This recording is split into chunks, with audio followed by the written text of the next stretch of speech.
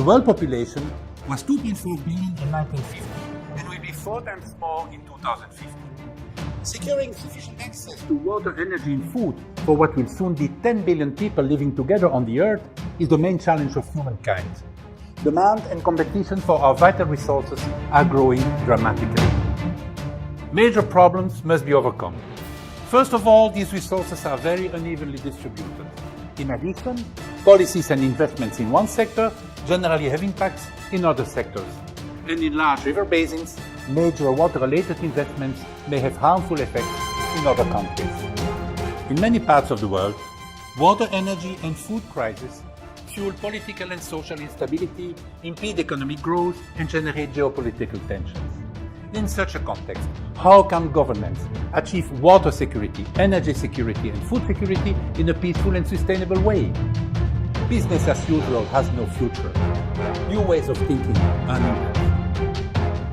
This is possible today thanks to a new approach which is gaining increased attentions of political leaders around the world, the Water, Energy and Food Security Nexus approach.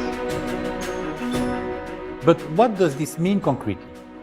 Nexus simply means interdependence. It highlights the interlinkages between water security, energy security and food security. It emphasizes the need for more cooperation between these sectors, for policy making, investment planning and operational management at the local, national and regional levels. Although the concept is rather easy to understand, it requires strong political will at the highest level, the will to strengthen cross-sectoral as well as transboundary cooperation. How can this approach be applied in Central Asia? The region comprises Kazakhstan, Kirghizistan, Tajikistan, Turkmenistan and Uzbekistan. Main water bodies are the Caspian Sea, the Aral Sea, the Lake Balkhash and the Lake Ishikul. After crossing several national borders, the Darya and the Darya rivers feed the Aral Sea and form the Aral Sea Basin, shared by the 5 countries. The region has very diverse ecosystems, ranging from high mountains to vast deserts and steppes. Central Asian population has grown from less than 20 million in 1950 to 70 million today and is expected to exceed 90 million by 2050. Due to this rapid population growth, water is becoming increasingly scarce, while demand for food and energy is rising rapidly. Land degradation is happening at an alarming pace, while the risks of floods and other disasters is increasing, exacerbated by climate change. To face these daunting challenges, huge investments are needed. Unfortunately, the resources of the region are very unequally distributed. And because countries share transboundary rivers, they are strongly interdependent in terms of water and energy. Hydropower is mainly generated in Kyrgyzstan and Tajikistan, while hydrocarbon resources are concentrated in the 3 other countries. More cooperation between the countries is obviously needed and could significantly increase GDP, while the cost of inaction could add up to several $billions per year. Initiatives in this direction have emerged and could be strengthened. In 1992, the 5 heads of state established the International Fund for Saving the Aral Sea, IFAS. One of its main activities is to develop the Aral Sea Basin program, ASBP. In January this year, the IFAS board decided to launch its 4th edition, ASBP4.